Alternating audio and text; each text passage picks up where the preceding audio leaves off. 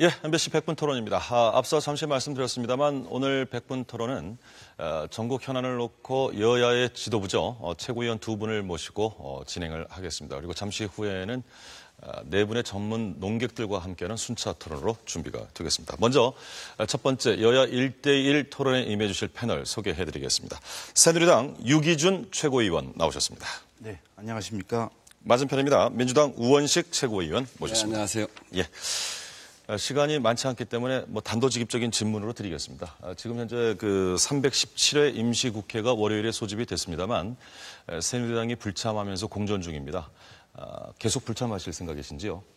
네, 먼저 시작이라서 예. 이번 샌프란시스코 공항에서 항공기 사고로 그 목숨을 잃은 분들께 명복을 빌고 또 다치신 분들은 빨리 쾌유하기를 빌겠습니다. 예.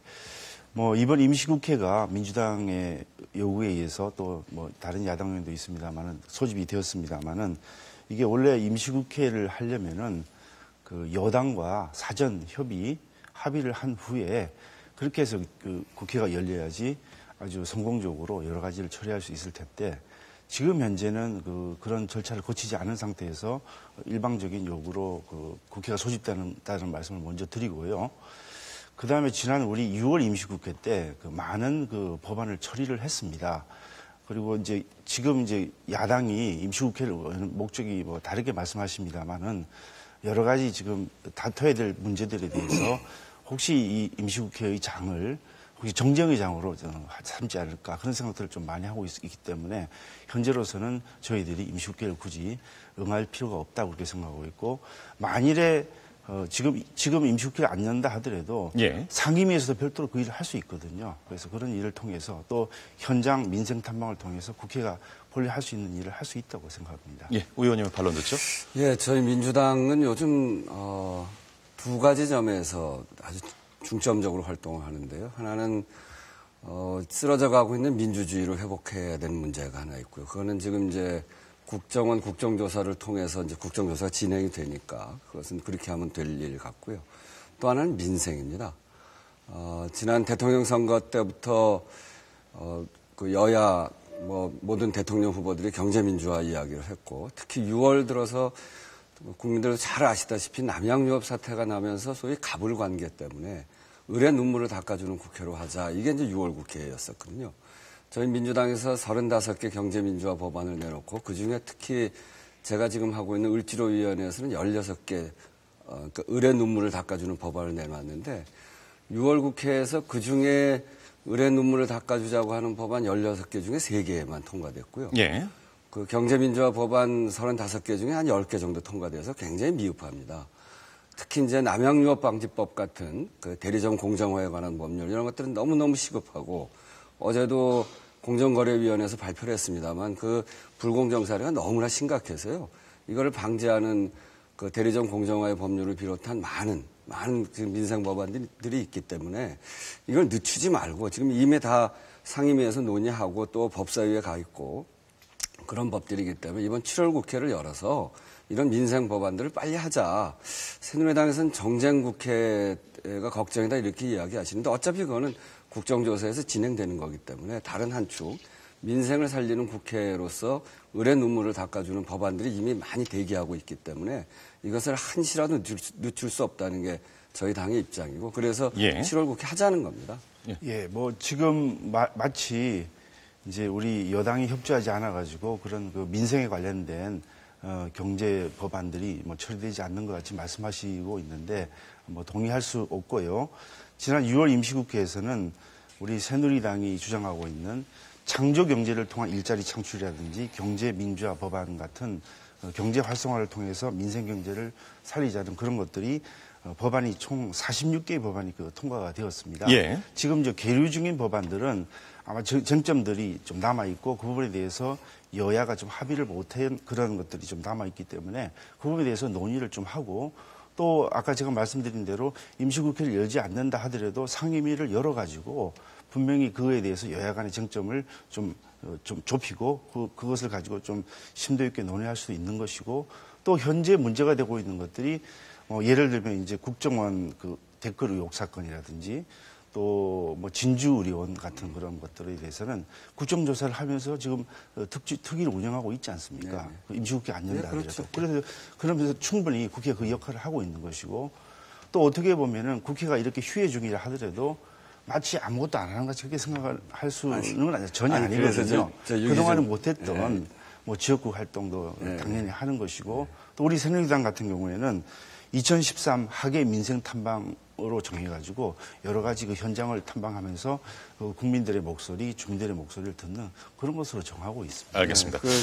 말씀 잘 알겠는데 이제 이런 거죠. 상임위가 열 수는 있습니다. 그렇지만 국회를 열지 않는 상태에서 상임위는 굉장히 잘 안 되거든요. 그런데다가 국회의원들 여름 때는 이게 이제 특별한 규제를 취하지 않으면 어디든 많이들 가세요. 그래서 상임위가 거의 안 됩니다. 그래서 국회를 열고 상임위를 해야 상임위가 제대로 되거든요. 정쟁국회라는 말은 제가 다시 말씀드리면 이미 국정조사가 진행되고 있기 때문에 그거 지금 하면 되는 일이고요. 지금 이제 지난번에 우리가 남은 법 중에 불법 채권 추심 방지법 같은 경우에는 법사위로 다가 있어서 다 숙성돼 있는데도 안 돼 있거든요. 이자 제한법도 역시 그 최고율이 39% 돼 있는 것을 25%로 낮추자는 법입니다. 이것도 법사위로 가 있는데 이것도 통과가 안 됐습니다. 예. 이런 시급해 있는 법안들 이것을 국회를 열어서 법을 통과시켜야 이것이 작동이 되는데 상임위에서 더 사실은 논의할 것도 없는 법안들. 그런데 상임위는 국회가 진행되지 않으면 안 되기 때문에 제가 하도 답답해서 지난 6월 국회 말미에는 6일 동안 단식까지 해가면서 새누리당 같이 하자. 그리고 같이 이 법을 통과시키자. 그래서 CU 방지법 또 일감 몰아주기법 이런 것들이 이제 통과됐는데 그럼에도 불구하고 남아있는 법들이 많기 때문에 새누리당에서 민생 현장을 가신다고 그러는데 그 민생 현장 가시는 것도 중요합니다만 민생 현장에 가서 뭘 듣겠습니까? 서민들의 목소리 듣는 거 아닙니까? 서민들의 목소리가 모여서 이미 국회에 와 있는 법들이 많은데 그 법을 통과시켜야지 지금 또 민생 현장에 가서 이야기 듣겠다고 하는 거는 저희들이 보기에는 국회가 좀 한가한 말씀 중에 말씀이시다. 뭐 그렇습니다만은 국회가 이전과는 많은 달라진 모습을 보여주고 있지 않습니까? 국회 선진화법을 통과시켰기 때문에 이전과 같이 어떤 한 정당의 이데올로기가 반영되는 그런 법안을 통과시킬 수 있는 분위기는 전혀 아닙니다. 근데 누구라 그게 하더라도 이제는 국민들을 위해서 우리가 여야가 공이 머리를 맞대고 의논할 수밖에 없는 그런 토론의 장으로 변한 것은 사실이거든요. 그렇다고 한다면은 말씀하시는 게 임시국회를 연 여부에 관계없이 우리가 민생을 이야기할 수 있고 민생에 관련된 여러 가지 법안을 같이 의논할 수 있고 충분히 지금 있는 제도에서 할 수 있습니다. 그러니까 지금 이제 제가 얘기하는 거는 야당의 이념과 관련된 법안 때문에 무슨 이견이 있는 게 아니고 이런 겁니다. 남양유업 방지법 하자. 상가 임대차 보호법 하자. 전월세 상한제 하자. 불법 채권 추심 방지법, 파산자 보호법, 약탈자 대출 규제법, 서민이자 부담 경감법, 금융소비자 보험법, 특수고용노동자 기본권 보장법, 노동시간 단축법 이런 법 하자는 거거든요. 여기 무슨 이념이 있을 게 뭐가 있습니까? 그래서 그 부분에 대해서도요. 저희들이 의리 눈물을 닦아주고 그런 건 좋습니다. 그렇지만 우리 사회가 을만이 있는 것은 아닙니다. 갑과 을이 같이 상승해야만 그 사회가 유지될 수 있고 을도 병과 정과의 관계에 있어서는 또 갑의 입장이 될 수 있는 것이기 때문에 같이 공존해야 되는 게 우리 사회의 기본적인 원리 아니겠습니까? 거기다가 알겠습니다. 그런 게 시각 차이인데요. 예, 고맙습니다. 지금 있습니다, 7월 임시국회가 공존되고 있는 상황에 대해서 여야의 입장을 짧게 듣는 순서였는데 두 당 공히 민생 챙기기에 대해서는 공감을 하고 있습니다만 방법론의 차이 때문에 현재 입장 차이가 있다. 한번 충분히 들었던 것으로 판단을 하고요. 바로 다음 질문 들어가겠습니다. 이 국정조사가 좀 2개가 진행이 되고 있습니다만 그 가운데 역시 이제 국정조사가 가장 뜨거운 문제 아니겠습니까? 이 문제가 됐던 것이 국조특위의원 이 제청 문제입니다. 새누리당에서 정문원 의원 그리고 이철원 의원이 사퇴를 했습니다. 이것이 곧바로 민주당 측의 김현 진선미 의원의 사퇴 쪽으로 압박 요구가 될 텐데 입장을 좀 먼저 의원님께 드리겠습니다. 그게 왜 압박 요인이 되는지 모르겠습니다. 예. 정문원 의원 같은 경우에는 작년 대선 시기에 2012년 10월 8일인가요? 통일부 국감에서 NLL은 미국이 땅 따먹게 하려고 제멋대로 그은 선이다라고 노무현 대통령이 발언했다는 거거든요. 예.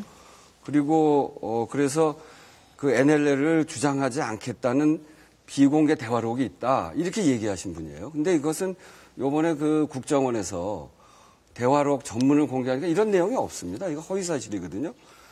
그래서 정문원 의원은 그런 문제로 해서 고발돼 있는 분이에요. 그러니까 명백하게 NLL 대화록을 왜곡해서 발표하고 본인도 뭐 미국의 땅 따먹기 해서 땅 따먹기 하라고 제멋대로 이렇게 금을 걷다. 이 얘기는 본인도 잘못 그 전에 했던 얘기를 잘못 들었다 이렇게 얘기하는데 그 전에도 그런 얘기 한 적이 없는 걸로 밝혀져서 왜곡돼 있기 때문에 그 문제고요.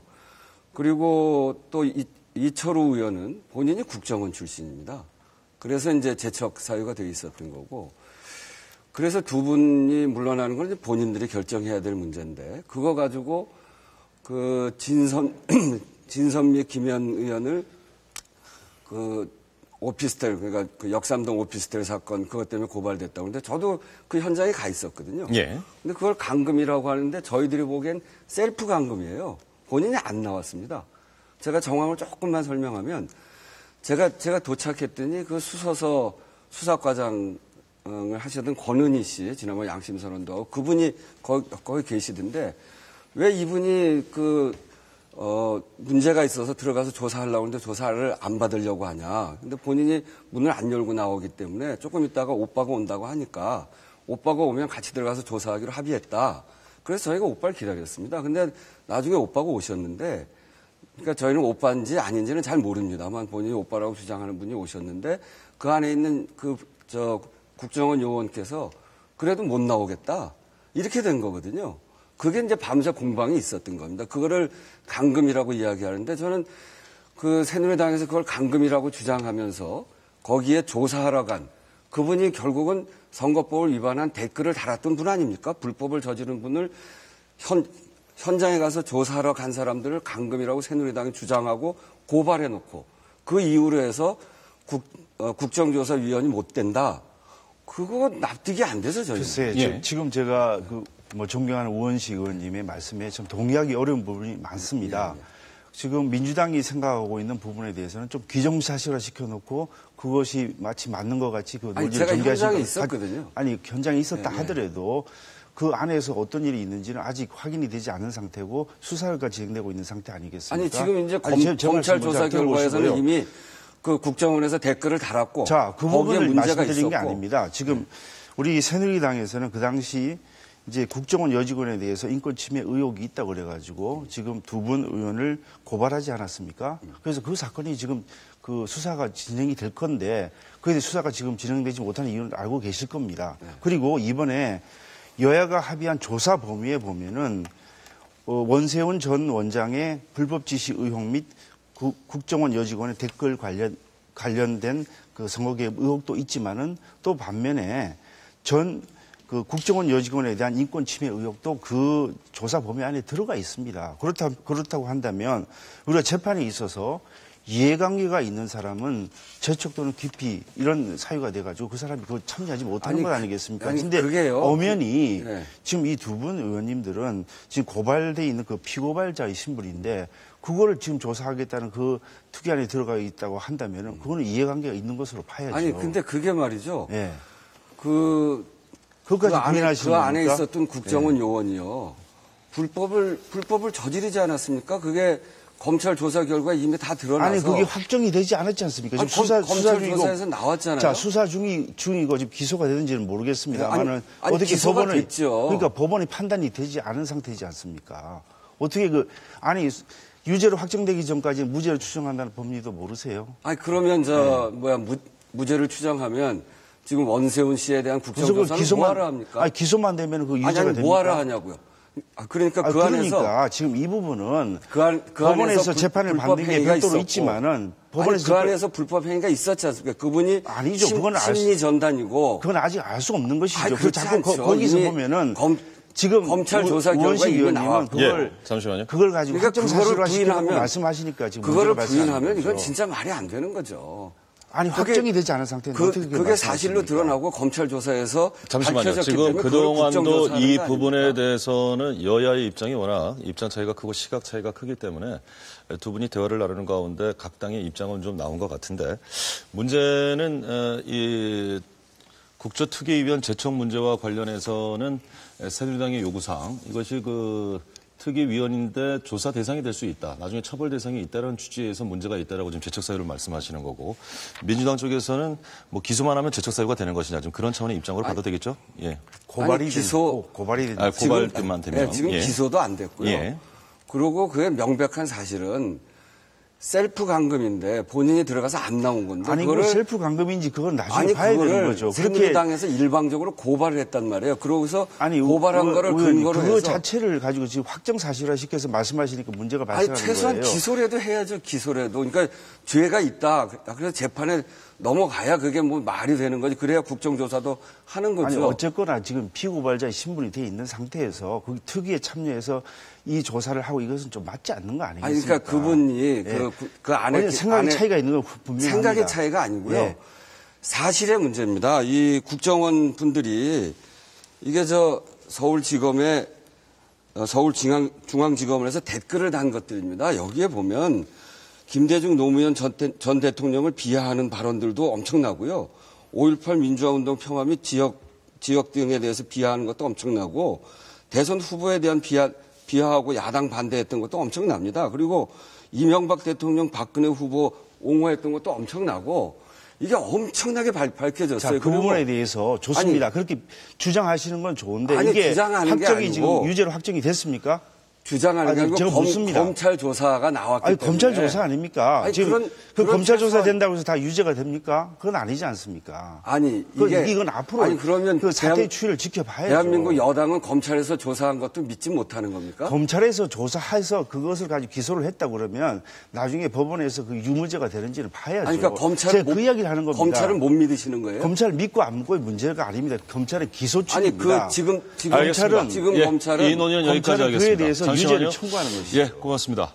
아니 지금 검찰은 기본적으로 예, 검찰의 지금 역할이 다릅니다. 이 문제에 대해서는 두 분이 어떤 그 공통적인 시각을 갖기가 어려운 부분이기 때문에 시각 차이는 저희가 충분히 토론을 통해서 들었습니다. 또 하나 문제가 이 남북 정상회담 대화록 이 열람과 공개 문제입니다.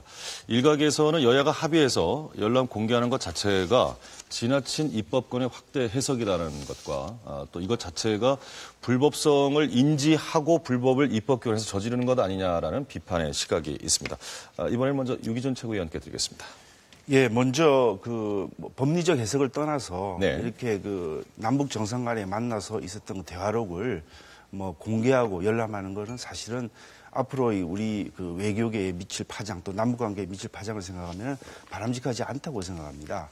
그렇지만 이에 대해서 국민들이 많은 관심을 가지고 있고 또한 노무현 전 대통령이 어떤 말을 했는지에 대해서 지금 상당히 국민들이 알고 싶어하는 그 요구들이 많지 않습니까? 그래서 국회가 이번에 그 법에 따라서 그 3분의 2 이상의 제적 3분의 2 이상의 찬성을 받아가지고 그 대화록을 대화록 열람하도록 이렇게 의결을 했습니다. 예. 그래서 법의 절차에 따라서 이루어지는 것이기 때문에 오늘 지금 합의를 해서 여야 의원 5명씩이 그 열람을 하고 또 바로 공개하는 것은 우리 지금 그 국가기록물법이 정하는 것에 위반되기 때문에 바로 못하고 아마 운영위를 통해서 그 보고의 방법을 상임위 보고 형식으로 진행이 된다는 면책 거죠? 특권을 예. 활용해서 아마 그렇게 하는 것으로 의견을 정했다고 그럽니다. 이게 법에 따라서 진행되는 것입니다. 예, 이 지금 그 여야가 합의 상황이기 때문에 아마 이 부분에 대한 비판은 공동으로 지어야 될 부분이 아닌가 싶은데 특히 민주당의 경우에는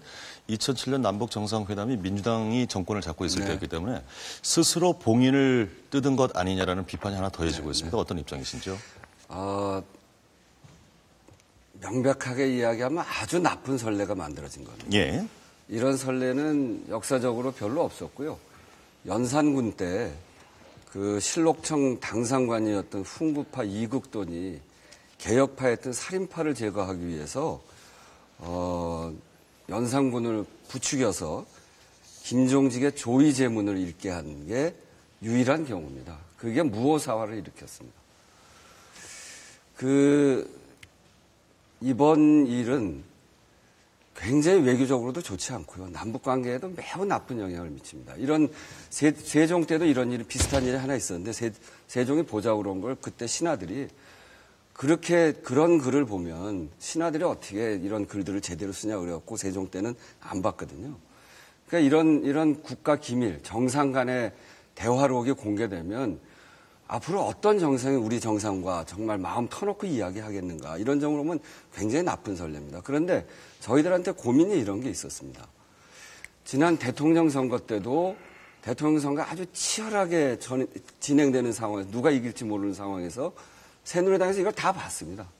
김무성 당시 총괄본부장도 다 봤다고 그러고 그 부산에 가서 이 대화록에 있는 내용들을 자세히 이야기합니다.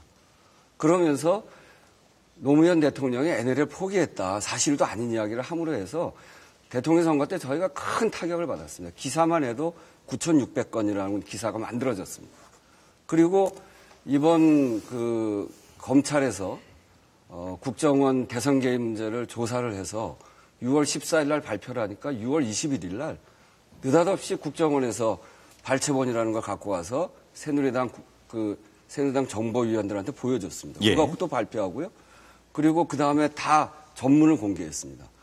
때마다 중요한 시기마다 새누리당이 이것을 정략적으로 활용하고 있었고 그리고 이 문건이 정말 제대로 된 문건인지 그 발췌본은 굉장히 왜곡돼 있습니다. 그래서 이번 기회에 이렇게 이미 국정원에서 이 비밀 문서를 일반 문서로 바꿔갖고 거의 전 문서를 다 공개를 해버린 상황에서 이거는 비밀로서의 가치도 잃었을 뿐 아니라 어쩔 수 없는 계속 선택이다라는 말씀이시죠? 정략적으로 활용하고 있기 때문에 이번 기회에 논란을 끝내자. 그래서 완전히 다 까고 더 이상 이거를 정략적으로 활용하지 못하게 하기 위해서 저희도 나쁜 선례인지를 알면서도 불가피하게 이렇게밖에 선택할 수 없었다. 하는 걸 말씀드립니다. 뭐 저희도 그런 그 불가피성에 대해서는 상당히 어쩔 수 없는 사항이었다고 그 인정을 하고 있고요. 뭐 이게 나쁜 선례가 돼서 또 앞으로 비슷한 일이 발생하지 않기를 바라는 것은 뭐 민주당하고 생각이 같습니다. 그런데 이 부분이 처음 뭐 시작된 것 자체는 그 과연 NLL 관련해서 그 뭐 노무현 전 대통령이 그 평양에 가서 그런 포기와 비슷한 발언 또 포기 같은 발언이 있는지에 대해서 국민들이 상당한 많은 의혹을 가지고 있지 않습니까? 그러면 그 의혹을 해소시킬 필요가 있는 것이고 지금 우원식 의원님께서는 그게 사실인지 아닌지 모른다 이렇게 말씀하셨는데 정말 우리도 그게 사실인지 아닌지 알고 싶습니다. 그렇다고 그러면은 그 내용에 대해서는 전체를 다 공개하는 건 저는 반대입니다. 그런데 그 필요한 부분에 대해서 이번에 여야가 합의해서 몇 개 키워드만 가지고 검색을 해보면은 과연 어떤 내용의 말을 했는지는 아마 나올 겁니다. 노무현 대통령께서. 그렇다고 그러면 그에 대해서는 충분히 자, 우리가 갖고 있던 그 의혹이 이런 식으로 그 노무현 대통령이 평양에 가서 이야기를 했고 또 김정일이죠.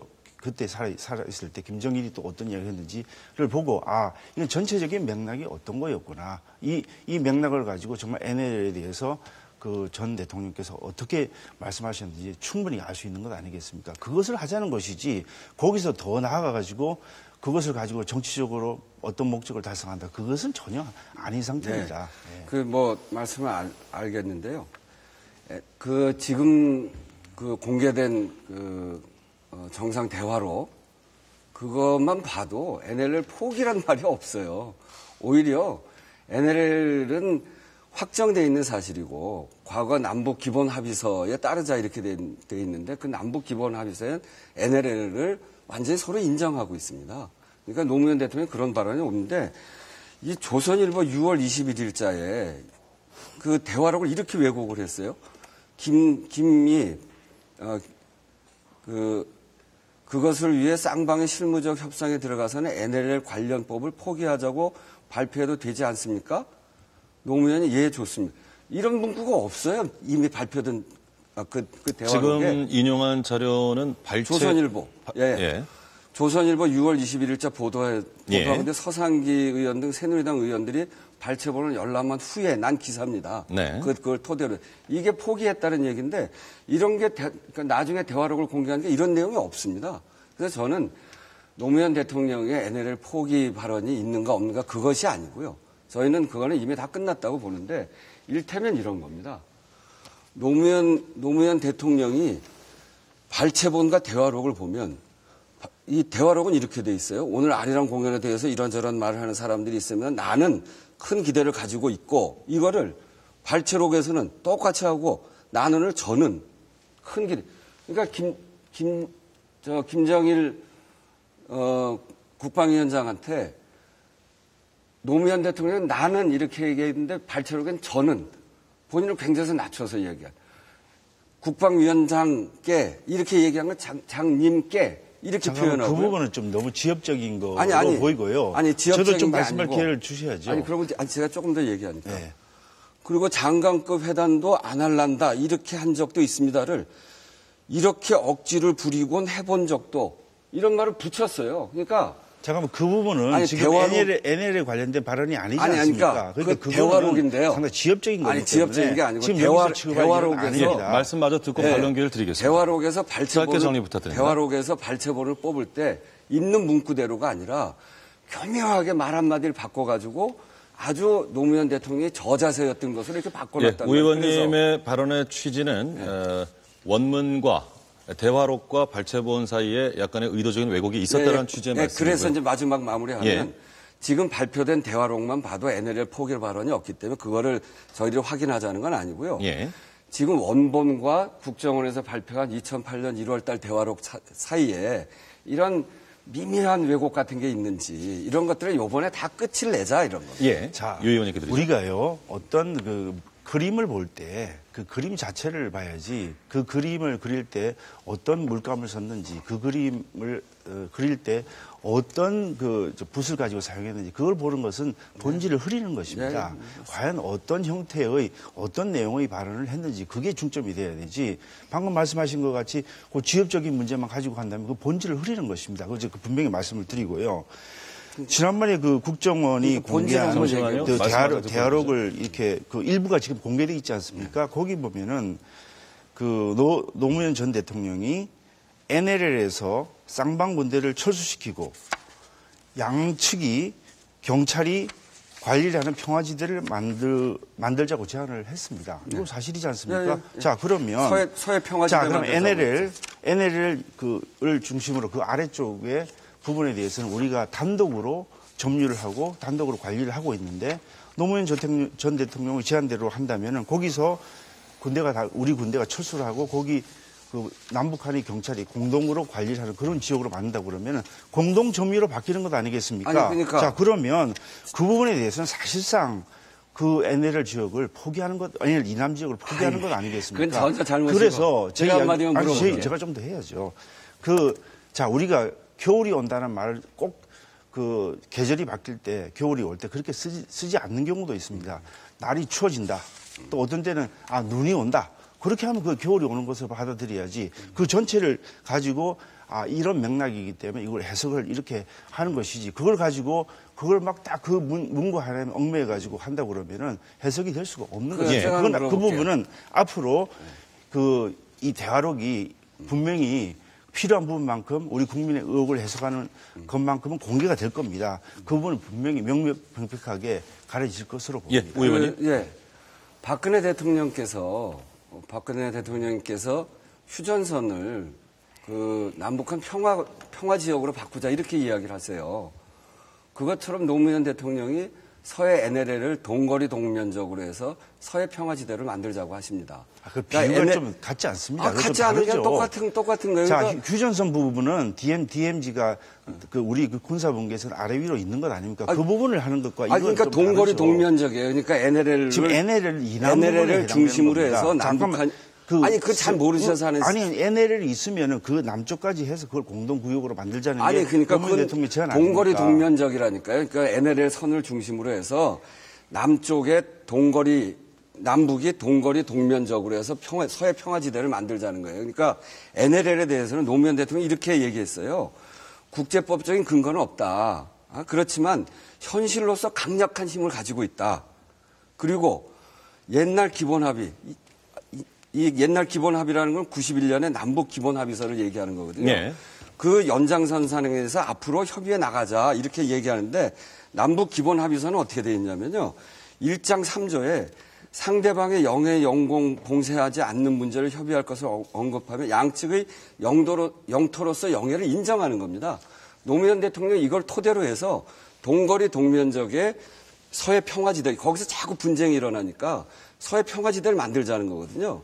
그런 이야기를 그것을 NLL 포기라고 하면 색깔을 노란색을 칠했는데 빨간색이라고 자꾸 얘기하는 건 똑같아요. 그러면 결과적으로는 NLL 그 이남을 NLL 경계로 해서 우리가 이남을 단독으로 정유 관리하고 있는데 동거리 동면적 관리하고 있는데 결과적으로는 그 해당되는 부분만큼은 공동 점유를 해서. 그럼 북한 쪽도 마찬가지라는 겁니다. 그거는 면적이 얼마 안 되죠. 아니 그 동거리 동면적이라니까 노무현 대통령의 구상을 지금 모르셔서 그러시는 예, 거예요. 알겠습니다.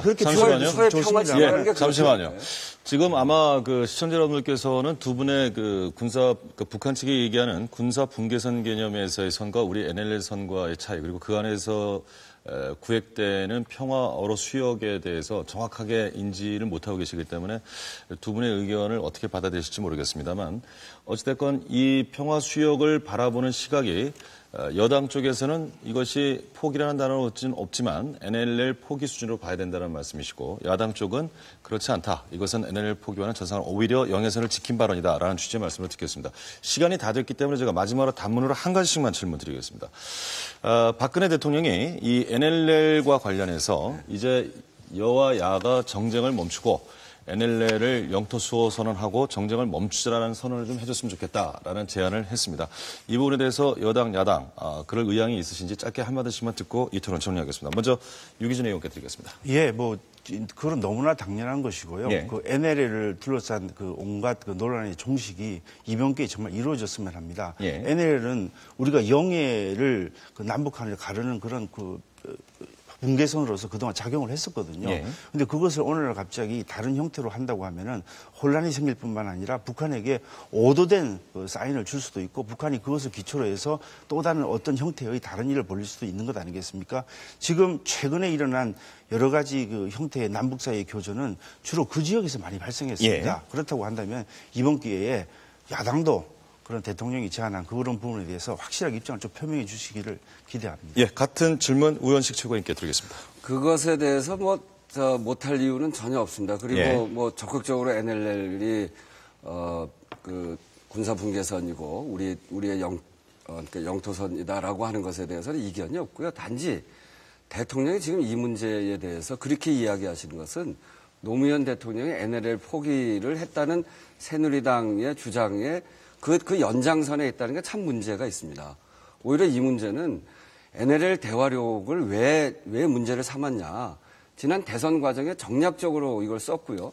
이번에 국정원 국정조사를 물타기 하기 위해서 정략적으로 사용한 건데, 그걸 아직도 노무현 대통령한테 누명을 씌워가면서 이렇게 얘기하는 대통령의 인식이 전 문제다. 마치 야당은 국가 영토를 지키지 않는 세력인 것처럼 그렇게 발언하신 거 아닙니까? 그런 점에서 보면 야당을 동반자라고 말씀하시는 그런 자세에서도 저는 맞지 않다고 생각하고, NLL 대화록을 정략적으로 사용한 그것에 대해서 대통령 책임자로서 사과하고, 그리고 그런 것들에 대한 재발 방지를 이야기하셔야지, 지금 이렇게 얘기하는 거는 전혀 맞지 않는 이야기시다. 저희는 NLL 문제를 우리의 중요한 우리의 그 군사 분계선이고 우리가 지켜야 될 그런 그 영토선이다라고 하는 것에 대해서는 이견이 없습니다. 알겠습니다. 두 분의 최고위원께서 아주 열띤 토론을 해주셨습니다. 다시 한번 감사의 말씀을 드리겠습니다. 요즘 이 국회를 두고 양측이 국회라는 얘기를 많이 한다고 하는데, 여야 모두 좀 비판의 목소리를 좀 겸허히 받아들이실 필요는 있을 것 같습니다. 7월 전국 안개 속이다라는 얘기를 말씀드렸는데, 두 분 최고위원을 통해서 현재 정치 현안 뜨거운 토론 들어봤습니다. 고맙습니다. 네, 고맙습니다.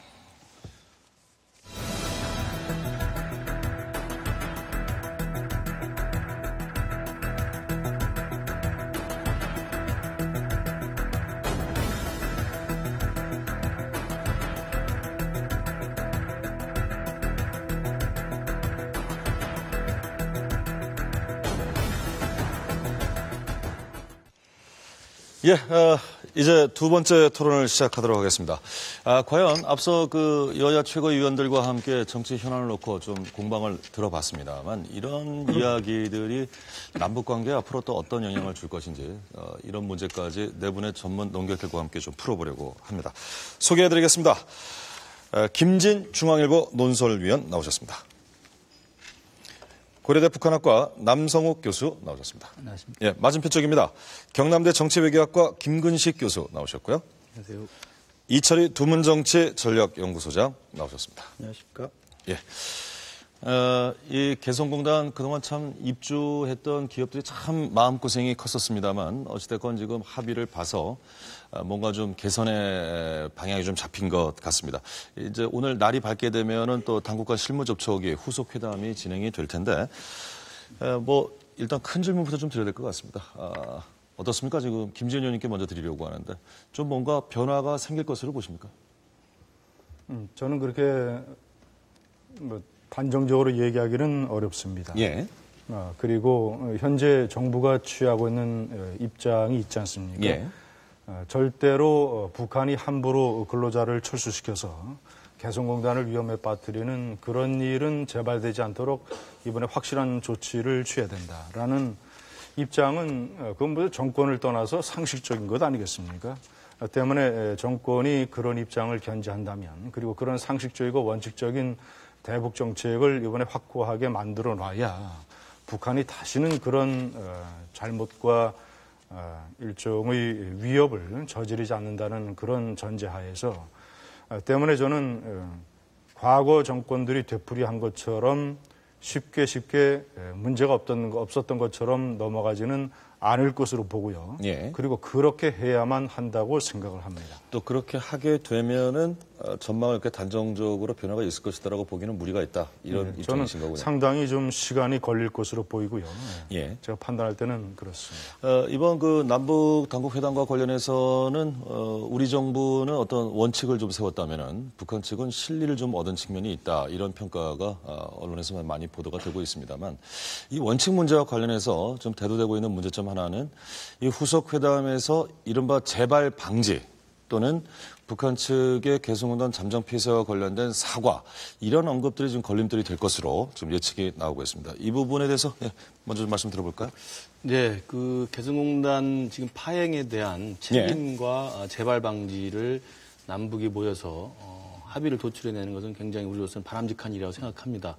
그러나 이제 어떤 면에 있어서는 정책의 우선순위를 정해야 될 때가 있다고 보는데요. 어렵사리 지금 남북이 다시 만나서 개성공단 정상화에 합의를 했고 또 개성공단 정상화를 위한 지금 초보적인 조치가 이제 시작이 되고 있는 상황에서 이 상황에서 내일 실무회담을 나가가지고 실무회담에서 개성공단 정상화라고 하는 우리의 정책 목표가 하나 있는 것이고요.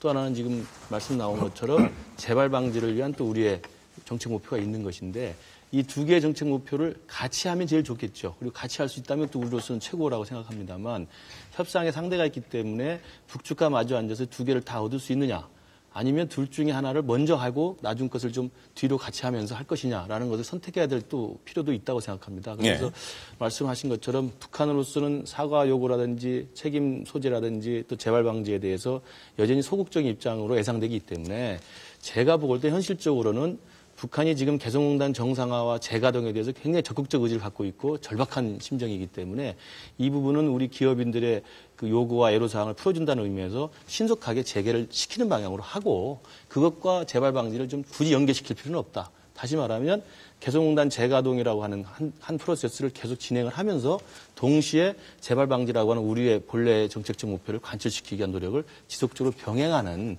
그런 좀 투트랙의 접근이 저는 좀 더 현실적이지 않은가. 일단 만약에 북한이 원하는 것, 개성공단의 재가동을 얻게 되면은 그 상대적으로 투트랙이라는 표현을 쓰기는 하셨습니다만, 이른바 재발 방지 약속이라든가 사과가 이루어질 가능성이 더 떨어지는 건 아닐까요? 그것을 논의하기 위한 확답은 받아내야죠. 그러니까 내일 실무회담에서 재가동을 하는 프로세스를 진행을 하고 또 한편으로는 재발 방지와 책임 소재와 다시는 이런 사태가 없도록 하기 위한 남북의 협의를 계속한다.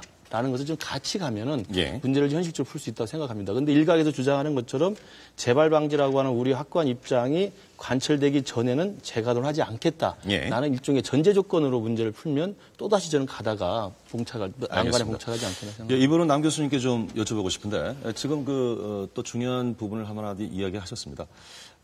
이 투트랙 이야기를 하시면서 만약에 지나치게 우리 정부가 원칙만을 고수하다가 이 개성공단 문제가 다시 파행을 거듭하게 된다면 이 부분도 좀 우리 측에 큰 손실이 아니겠느냐. 즉 원칙만 고수하고 북한의 사과라든가 재발 방지 약속에만 너무 매달리는 건 문제가 있다라는 취지. 일견 타당해 보이는데 반론이 있으신지요? 일단 뭐 현재 어떤 현상을 타개하는 데 있어서 방법론을 논하기 전에 예. 이 개성공단 일단 역사와 탄생을 조금 얘기하고 싶습니다. 지난 2000년 현대 아산과 북측이 합의로 개성공단이 시작이 됐고요. 2002년부터 공사가 진행이 돼서 현재까지 13년 동안 123개 업체가 입주해 있습니다. 예. 개성공단은 남측의 자본과 기술, 북측의 토지, 인력이 이제 결합된 하나의 남북 간의 합작 공단이죠. 그러니까 합작이기 때문에 남북 양측이 서로 합의를 해서 지금까지 이제 왔습니다. 그런데 이게 13년 만에 위기를 이제 맞은 거죠. 위기의 원인은 일단 근로자를 철수시키는 데서부터 문제가 발생합니다. 일단 뭐 남측이 자본이나 기술을 빼낸 거는 아니고 북측이 근로자들을 철수시키니까 그리고 일단 또 한국의 기업주들을 남측으로 떠나라고 그러니까 이 공단은 가동될 수밖에 없는 거죠.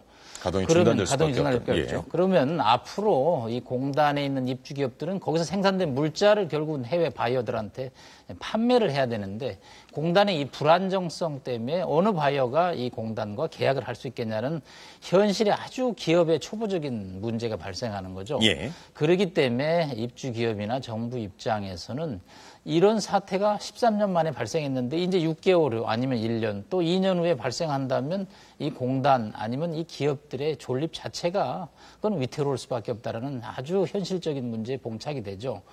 그렇기 때문에 이번에 한 번에 홍역을 양측이 치르고 있습니다.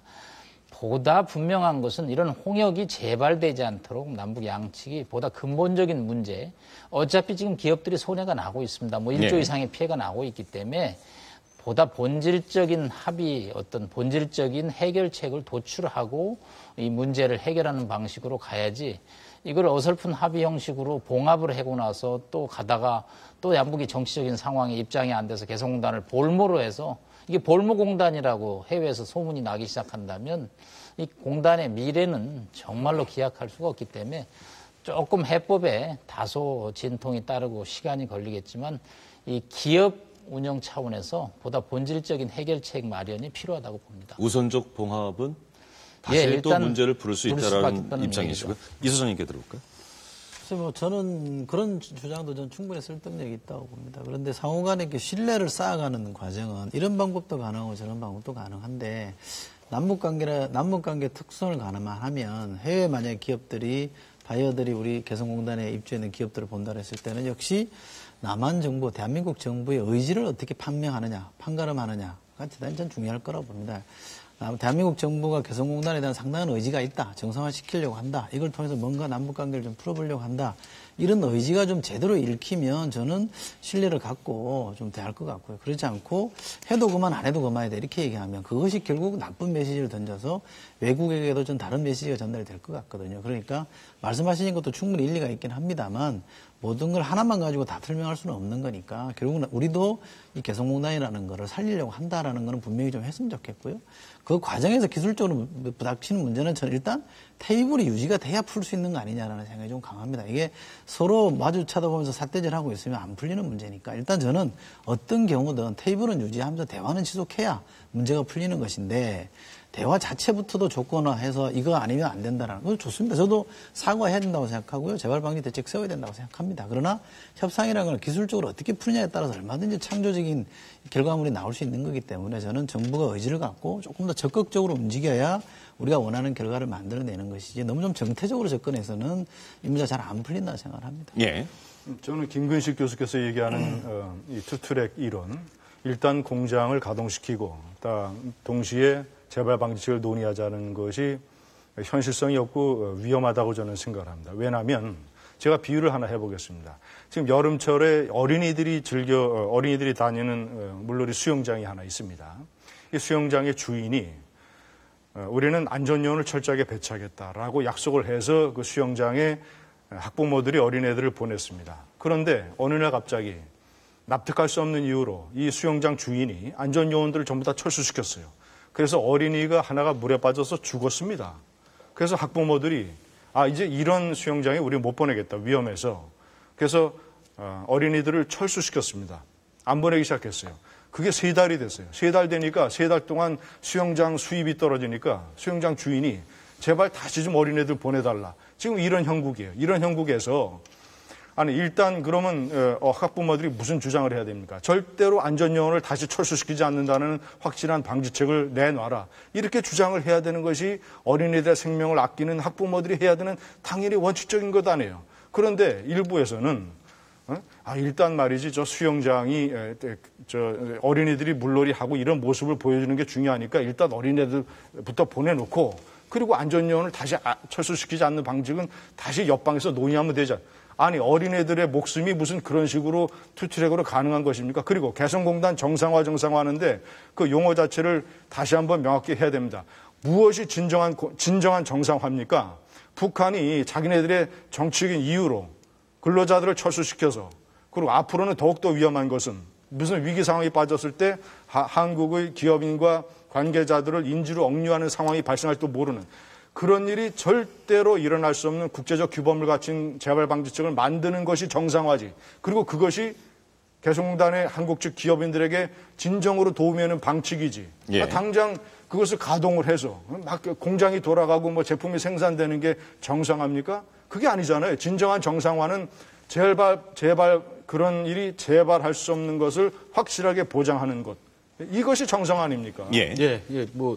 의원님 말씀하신 내용이 이제 적절한 비유는 아니라고 생각이 드는데요. 그러니까 개성공단이라는 것은 남 교수님도 말씀하셨습니다만 남과 북의 경제적 필요와 요구에 의해서 서로 합작을 하는 겁니다. 그러니까 북쪽은 북쪽대로 경제적 요구가 있는 거고 남쪽은 남쪽대로 경제적 요구가 있는 것이죠. 그러니까 남북이 서로 간의 필요에 의해서 합작하는 형태인데 지금 예를 드신 안전요원이 애들을 안전을 지키고 목숨을 지켜야 된다는 입장은 제가 볼 때 적절한 비유는 아니라고 생각이 들고요.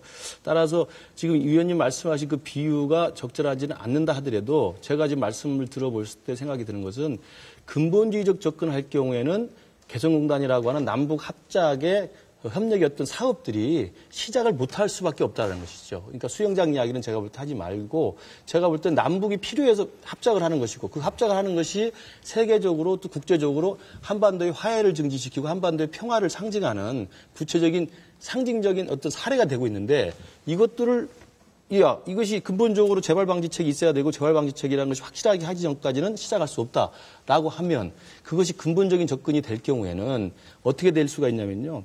지금 말씀하신 대로 예를 들면 그렇게 될 수 있습니다. 북한이 재발방지에 서명할 수도 있어요. 그죠? 서명을 하면 서명한 다음에 위원님께서 그 서명을 믿으시겠습니까? 그래 이제 북한 애들이 정신을 차렸구나. 서명했으니까 시작하자. 또 그렇지 않을 수도 있습니다. 보다 근본적 입장을 제기하시는 분들은 서명하면 어떻게 하겠느냐. 이놈들 믿을 수 있느냐. 항상 사인하고도 뒤돌아서면 다른 이야기 하는 놈들인데 못 믿는다. 그럼 다시 또 다른 각서를 써라. 또 법적으로 제도를 만들어라. 또 만든 다음에 또 어떻게 하겠습니까? 그러니까 지금까지 말씀하신 것은 그대로 제가 지금 말씀을 드리고 있으니까 김 교수님 말씀 듣고 김 교수님께 기회를 드리죠. 그러니까 뭐냐면 북한의 행태와 북한의 본질에 대해서 근본적으로 부정하고 근본적으로 불신하는 상태에 있어서는 북한이 어느 정도의 양보와 어느 정도의 또 법적 장치와 어느 정도의 합의문을 만들어낸다 하더라도 믿을 수가 없는 것이죠.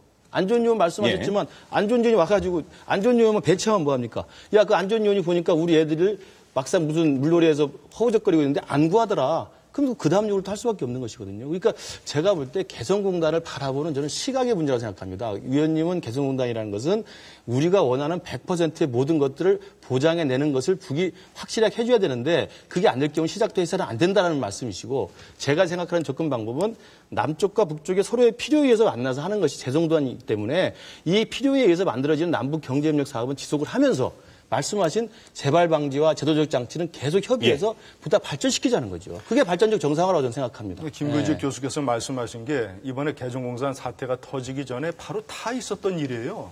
김대중 노무현 정권 10년 동안에 다 있었던 일입니다. 그대로 했잖아요. 그렇게. 뭐 남북이 화해와 평화의 모습을 보이는 것이 중요하니까 웬만큼 일단은 그런 테이블을 유지하는 것이 중요하니까 그런 근본주의적 접근하지 말고 원칙을 너무 강조하지 말고 좋은 게 좋은 거라는 식으로 해왔잖아요. 그동안. 해왔는데 어떻게 됐습니까? 사태가. 그건 더 이상 반복하지 않겠습니다.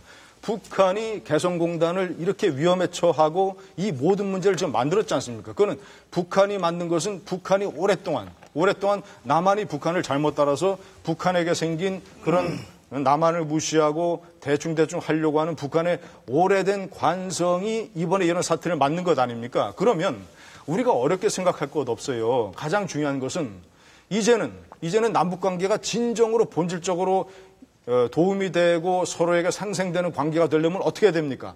북한의 그런 나쁜 병을 고쳐야 되잖아요. 그 고치는 시점이 바로 이제 아닙니까? 그렇다면 어떻게 해야 됩니까? 과거처럼 해서는 안 되잖아요. 과거처럼 해서는 가장 상식적이잖아요. 그동안에 약을 먹어서 못 고친 병을 못 고쳐서 상태가 이렇게 이르렀으면 과감한 결단으로 수술요법을 해야 되는 거 아닙니까?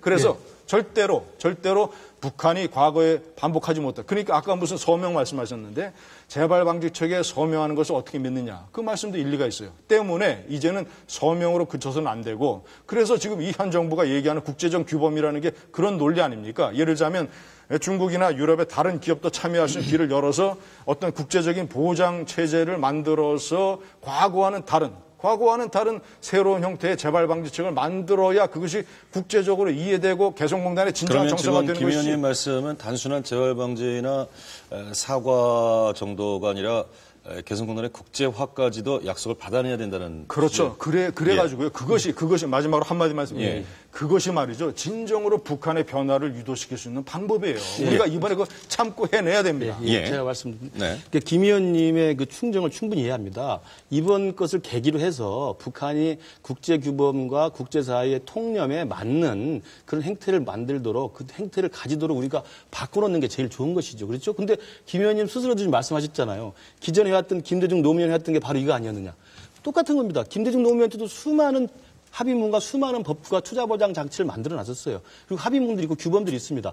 그럼에도 불구하고 이런 일이 벌어졌단 말이에요. 근데 그렇다면 그러한 사태를 보고도 지금 김진우 의원께서 분노하시고 계신데 다음 그럼 만나서 지금 10일 날 실무회담에서 재발방지 대책이라는 것은 김진우 의원 정도를 만족시킬 정도가 되려면요. 그야말로 북한 노동당이 개과천선을 하든지 북한 정신 상태가 완전히 바뀌어가지고 전혀 다른 사람으로 바뀌지 않고서는 위원님이 만족하실 정도의 이런 그 재발방지책을 만들기가 쉽지 않아요. 그러니까 제가 하나 여쭙고 싶거든요. 한 말씀만 드릴게요. 그래서 위원님이 말씀하신 그 높은 수준이 북한으로 변화할 수 있다고 한다면 저도 무조건 동의입니다. 그런데 어느 정도 수준까지 구체적으로 얻어낼 수 있다고 생각하는지 그걸 왜냐하면 그런 정책 목표를 가지지 않고 냈다 실무회담에서 그걸 우리의 전제 조건을 해버리면요. 이건 회담을 하지 않겠다는 말씀이에요. 김 의원님과 김 교수님의 논의는 아마 그런 입장으로 정리가 좀 될 것 같군요. 그 어떤 근본적인 해법을 찾기 위한 원칙, 이것을 고수할 것이냐, 아니면 현실론에 좀 기반을 두고 접근할 것이냐, 이 정도로 좀 접근할 수 있을 것 같습니다. 남 교수님, 왜냐하면 두 분이 너무 기회를 못 가지셔서요. 넘기겠습니다. 기회를 갖자고 한 건 아니고 조금 다른 측면을 지적하고 있습니다. 이제 오늘 실무회담을 하겠죠. 그러면 일단 남북 양측이 정상화시키는 세부적인 논의를 하겠죠. 제가 말씀드리고 싶은 포인트는 이 개성공단은 경제적 행위라는 것을 조금 북한이 인식해야 된다는 거죠. 예를 들어서 NLL이라든가 다른 정치적인 문제를 가지고 논의를 한다면 서로 남북 당국이 기싸움을 한다든가 그래도 거기서 그 입장이 그냥 평행선을 갑니다. 그런데 이 공단의 경제적 행위는 중간에 기업이 있습니다. 이 123개 기업은 자기 재산을 거기다 투자해서 지금 공단을 해서 기업을 운영하고 있죠. 그런데 정치적 상황으로 인해서 이 공단을 문을 닫게 되면 그분들의 경제적 행위가 중단이 되죠. 그리고 막대한 손실이 발생되면서 그 사람들의 생업 생존이 어려워지는 거죠. 이것을 원상 회복시키는 것은 상당히 불가능합니다. 지금 벌써 1조 원의 피해가 나고 있다고 그러죠. 그러니까 정부 입장에서는 이런 행위가 재발된다면 아까 우리 이철희 소장님 말씀한 대로 정부 남한 당국의 의지를 외국에서 시험한다고 그러는데 하고 싶어도 못하는 거죠. 공단이라는 것은 지속 가능하고 예측 가능해야 되거든요. 그래야지 경제적 행위, 계획을 해서 얼마를 투자하고 얼마를 더 생산을 확대한다는 논리가 지속이 되는데 이거를 어느 날 갑자기 정치적 행위로 인해서 문을 닫으면 누가 거기다가 투자를 하겠느냐는 거죠. 그러니까 무슨 4대 보장협정도 있고 여러 가지 합의문이 있겠지만 예. 북한이 제3국 국제사회가 납득할 만한 조치를 취해줘야 된다는 거죠. 그게 이제 이 정상화 방안에 있어서 모든 남북 국민과 또 국제사회가 안심을 하는 거죠. 개성공단에서 이제 가동이 돼도 이제 안심할 수 있구나. 그런 제 상식적인 선에서의 조치가 따르지 않고 문을 열면 123개 기업 중에 벌써 제가 파악한 바로는 3분의 1은 벌써 미얀마라든가 동남아 제3국 공단으로 움직이기 시작을 했거든요. 그런 조치가 한 번 더 있으면 이제 절반이 줄어들 것이고요. 정부가 아무리 떠밀고 들어가라고 해도 그 기업들이 아마 안 들어갈 겁니다. 경제 논리로 풀면 아마 그런 예상을 할 수 있다. 그래서 실무자들이 이제 최선을 다해서 정상화시키는 합의를 하겠지만 북한 당국 최고 지도부의 어떤 결심, 이것을 공단을 경제적 논리에서 정상화시키겠다라는 의지를 국제사회가 납득할 수 있는 정도는 끌어내야 된다는 입장이시군요. 예, 이 소장님. 이게 개성공단을 하겠다는 거냐 안 하겠다느냐가 전 중요할 것 같아요. 제가 아까 김전 의원님 말씀처럼 재발방지 대책은 필요합니다. 그런데 곰곰이 한번 생각해 보면요. 근본적인 재발방지 대책이 뭘까? 지금까지도 남북 간에 뭐 합의서도 만들었고 육자회담 합의도 했고 북미 간에 합의도 했고 뭐 다 해봤잖아요. 근데 이게 다 어느 순간 가니까 제어 장치가 안 되더라는 게 현실 아닙니까? 이게 저는 문제라고 생각하고요. 개성공단 관련 법도 남북 간에 무슨 합의문으로 안 되니까 북한에 법령화시키는 것도 사실 처음 할 때도 일부러 이거 자주 못 바꾸게 만들기 위해서 한 거 아닙니까? 쓸 수 있는 방안들은 다 써봤다는 건데 저는 그것이 이 김대중 정부나 노무현 정부가 버릇을 잘못 들였다고 보지는 않고요. 북한이라는 정권 자체가 막판에 몰리면 무슨 수를 쓸 수도 있는 정부 아닙니까? 그래서 저는 더더욱이 협상 테이블을 유지해야 된다고 봅니다. 그러니까 얼마나 위험하고 못 믿을 집단이냐이기 때문에 저는 더더욱이 계속 끈을 유지해서 가져가는 게 중요하다고 보는 것이고요. 개성공단이라는 게 단순히 경제적 유불리, 서로 간의 혜택을 얼마나 보느냐, 네가 100원 먹느냐, 내가 1000원 먹느냐 이런 싸움이 아니라 남북 간의 무슨 평화라는 걸 상징하는 조치 아닙니까? 단순히 이게 경제적 셈법만 따지면 이게 북한이 굳이 뭐 그걸 받을 이유가 있는 건지 우리가 또 굳이 거기 가서 기업을 할 이유가 있는 건지 다 따져봐야 되는 문제거든요. 그러나 이거는 남북관계 특수성에서 평화를 상징하는 부분도 있는 거기 때문에 저는 이 문제를 풀어가는 방법은 지금 말씀하신 것들 다 필요하고 관철시켜 나가야 되지만 그런 것들을 풀어가는 저는 방안으로서 매듭 짓고 시작하자는 게 아니라 서로 테이블을 맞이하고 서로 협상을 하고 대화를 해야 그게 바로 신뢰 프로세스 아닙니까? 신뢰를 쌓아가야 다른 그 무엇보다도 중요한 담보책이 되는 것이지 나머지 아무것도 이 문제에 대해서는 근본적인 담보책이 안 된다는 게 현실적 제약이 있는 거 아니냐는 거죠. 그러면 다분히 저는 현실적으로 접근해서 가보자라는 거고 안 할 거면 몰라도 기왕에 할 거면 그런 접근이 저는 옳다고 보는 거예요. 알겠습니다. 개성공단과 관련된 남북 당국 간 회담은 어찌됐건 지금 긍정적인 방향으로 가고 있는데 뭐 정치적 수사긴 하겠습니다만 이것을 뭐 정상화로 볼 것이냐 아니면 정상화 수순을 밟는 것이냐 뭐 여러 이야기를 하고 있는데 접근 방식에 대해서는 네 분의 의견을 충분히 시청자 여러분들께서 파악을 하셨으리라고 봅니다. 뜨거운 이슈가요. 지금 역시 이 2007년 남북 정상회담 대화록 열람 공개 문제입니다. 이 부분을 놓고 뭐 앞서 지금 그 여야 최고위원 두 분을 모시고 이야기를 나눠봤습니다만 상당히 지금 뜨거워지고 있는데 이것이 앞으로 향후 뭐 일부라고는 합니다만 열람된 내용이 공개됐을 때 나오게 될 파장은 남북 관계에도 영향을 미칠 수 있기 때문에 계속 이어서 이야기를 좀 진전시켜 보겠습니다. 김진 의원님께 드리겠습니다. 조금 전에 유기준 유원식 의원의 토론을 잘 지켜봤습니다. 그런데 저는 양쪽이 조금 생각해야 될 문제가 있다고 봅니다. 우선 민주당에 대해서 얘기를 하면요. 자, 민주당은 제가 판단할 때는 이렇게 입장을 취해야 됩니다. 정상회담 준비회의 과정과 정상회담과 그 이후에 14 공동성명과 남북 국방장관 회담이라는 세 가지 부분이 있지 않습니까? 근데 준비회의와 공동성명과 국방장관 회담이라고 하는 1번과 3번에서는 노무현 정권이 NLL을 지키는 정책을 취했어요. 결과적으로. 더군다나 마지막에 국방장관 회담에서 김장수 국방장관이 지켜냈지 않습니까? 이것은 형식적이고 결과적으로 상당히 중요한 포인트입니다. 하지만 정상회담 2번 정상회담에서는 이미 대화록 전문이 공개됐기 때문에 노무현 대통령이 구체적으로 내가 NLL을 포기하겠다라는 말은 하지 않았지만 여러 가지 제가 쭉 써왔습니다만 이것을 잘 읽어보면 일단은 노무현 대통령이 헌법이라든가 또는 어떤 국가의 정체성, 영토 수호의 중요성, 그리고 대통령의 품위 이런 것들을 다 훼손시켜가면서 NLL의 중요성, 특히 NLL의 법적, 정치적 정당성을 훼손하는 발언들을 많이 했어요. 남한 국민들이 NLL을 얼마나 중요하게 생각합니까? 그것을 이상하게 생겨가지고 무슨 괴물 같은 것이라고 묘사를 하고 말이죠. 그리고 공동어로구역에 관한 논쟁도 아까 있었습니다마는 노무현 대통령이 분명히 김정일 위원장의 의견을 수용하는 발언을 했잖아요. 제 생각 같아서는 남쪽으로 확 이렇게 그어버렸으면 좋겠단 말이죠. NLL을 사실상 포기하는 그런 내용 아닙니까? 이런 이미 다 글자로 찍혀진, 그래서 전 신문이 보도한 이런 거를 민주당이 부인을 해서는 안 돼요. 이건 하늘로 손바닥을 가리는 것이죠. 인정을 하란 말입니다. 인정. 노무현 대통령이 대한민국의 대통령으로서 나라의 품위와 대통령이 취해야 될 직무 수행을 훼손하는 발언과 분위기를 했다. 저 자세로 인정하란 말입니다. 대신 1번과 3번에서 우리는 국가적으로, 결과적으로 NLL을 지켜냈다. 이거를 인정하면 예. 문제가 없는 것을, 그리고 새누리당은 말이죠. 새누리당도 그 점을 인정을 하면서 너무 정치적인 공세로 무슨 예를 들자면 노무현 대통령이 고의성을 가지고 NLL을 포기하려고 했다거나 말이죠. 그리고 이 정권 자체가 결과적으로 NLL을 포기한 정권이라는 식의 정치적 공세를 해서는 안 됩니다.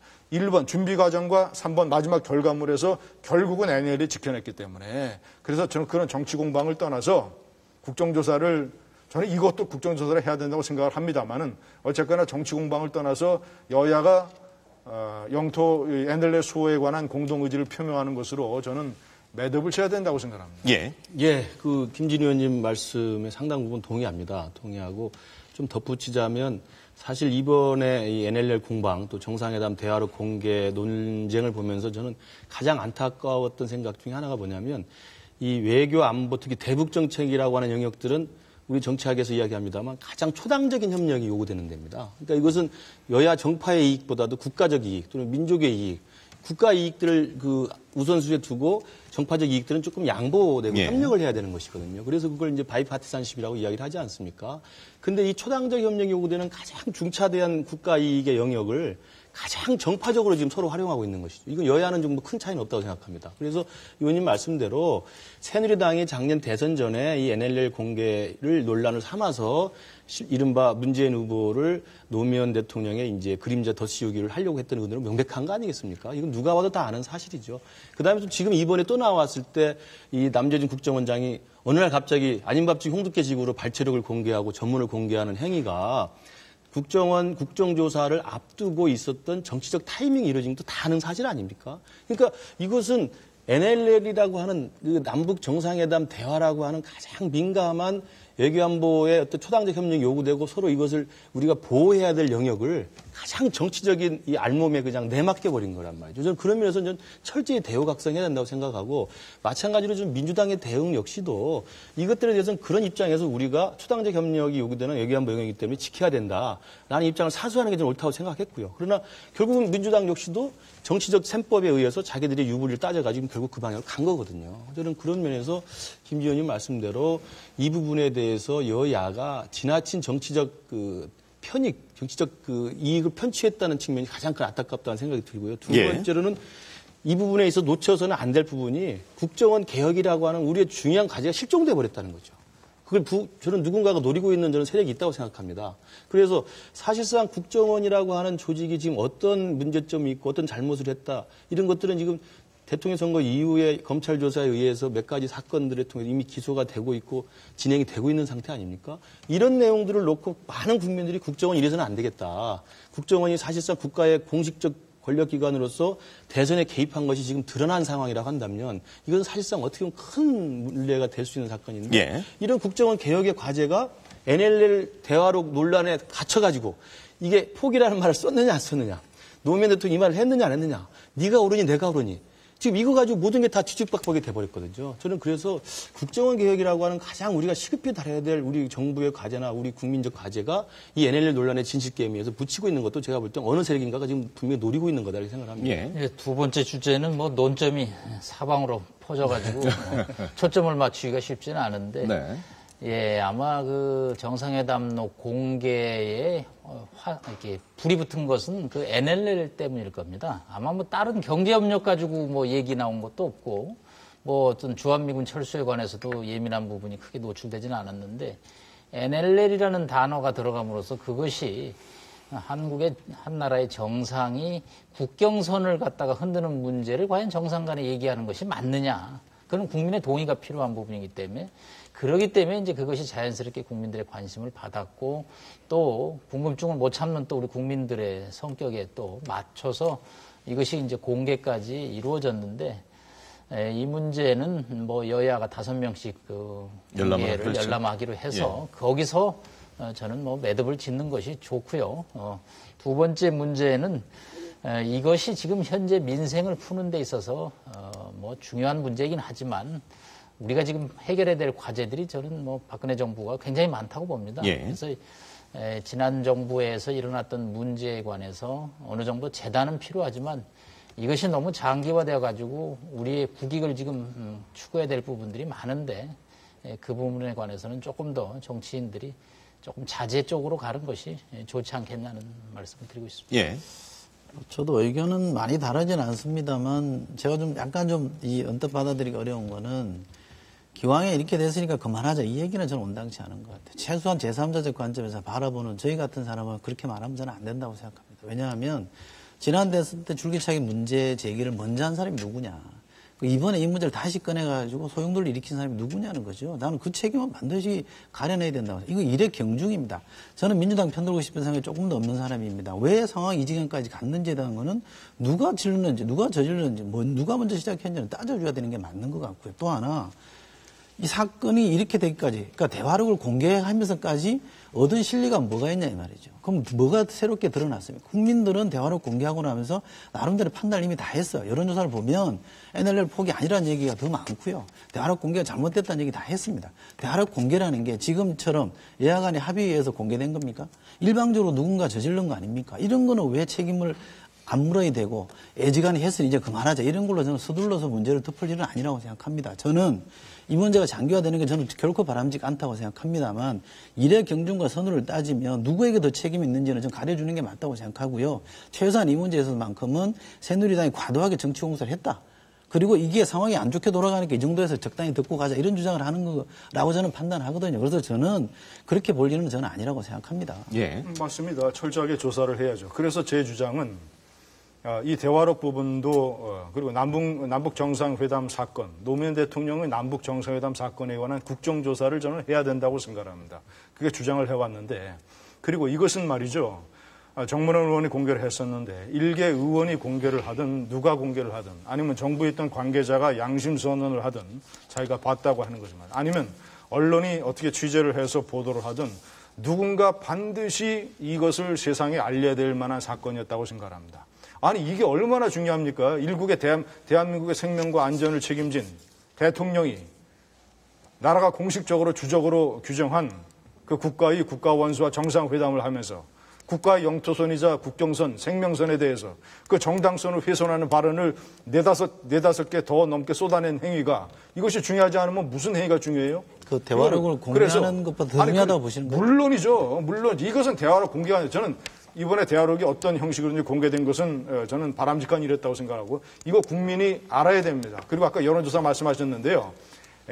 노무현 대통령이 NLL을 포기한 것이라고 생각하는 국민들도 많아요. 그리고 있어요. 그 퍼센테이지는 크게 중요하지 않은 것이고. 왜 안 중요하죠? 자, 제가 볼 땐 어떤 여론조사에서는 뭐 어디가 많고 어떤 여론조사에서는 그 뒤바뀐 여론조사는 없어요. 아니, 있었습니다. 없어요. 있었습니다. 제가 저 나중에도 보여드릴 수 있겠고. 네티즌의 뭐 과반수 이상은 노 그건 대통령이. 여론조사가 아니죠. 자, 그 있었습니다. 하여튼 그래서 그건 중요한 거 아니고 말이죠.